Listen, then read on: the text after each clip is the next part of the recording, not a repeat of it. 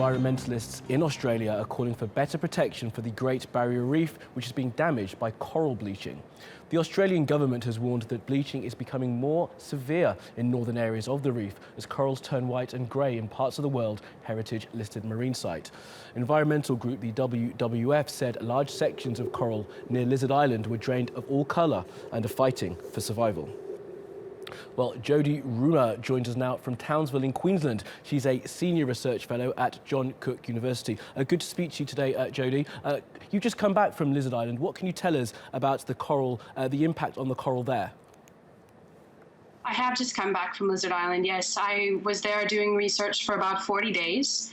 And what we're starting to see is coming on the coattails of a very warm summer with climate change, but we're also having an El Nino year. So we're getting unseasonable, low rainfall, low storms, and that warm water is staying around for a lot longer than usual.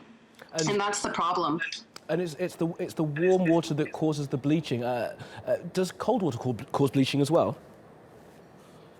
Cold water doesn't typically cause bleaching, but harsh conditions will cause the helpful algae that live with the coral to leave the coral. And when that happens, the coral no longer has the algae that provides the food for the coral animal. And if that happens, such as what's happening with these warm temperatures, then the coral goes stark white, as you can see in the images, and starts to die. And Jodie, if you can just help us with it, just explain how the warm water causes the coral to bleach. Well, if the algae leaves the coral, then the coral starts to lose its color. And the algae is a photosynthetic organism, so it gets its food and it provides food to the coral from the sunlight. And if it can no longer do that because the warm water is too challenging, then the coral no longer benefits from the algae and the coral starts to die. That's the white color that we start to see, and that's just the calcium skeleton that's left of the organism. And of course that causes the marine life around the coral to struggle to have a habitat.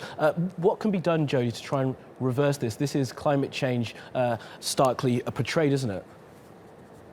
Absolutely. This is a war between climate change, an El Nino year, and just some really strong summer temperatures.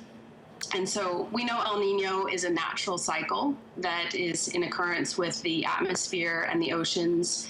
We can predict that. We understand how that works with the ocean currents. But we are elevating the sea surface temperatures with climate change, with the emissions that we're putting into the atmosphere, and that's where we can make the change. And Jodie, quickly if you can, how can science help here? What about geoengineering? Can anything be done through technology to try and affect how the coral's life? Well, if we can find ways to stop putting as much carbon emissions into the atmosphere, that will help tremendously. So relying less on non-renewable energy sources is really where the technology needs to happen. And that will help us to protect our reefs from these harmful conditions a little bit better. Well, Jodie Rummer, we thank you very much for joining us here on TRT World. Thank you.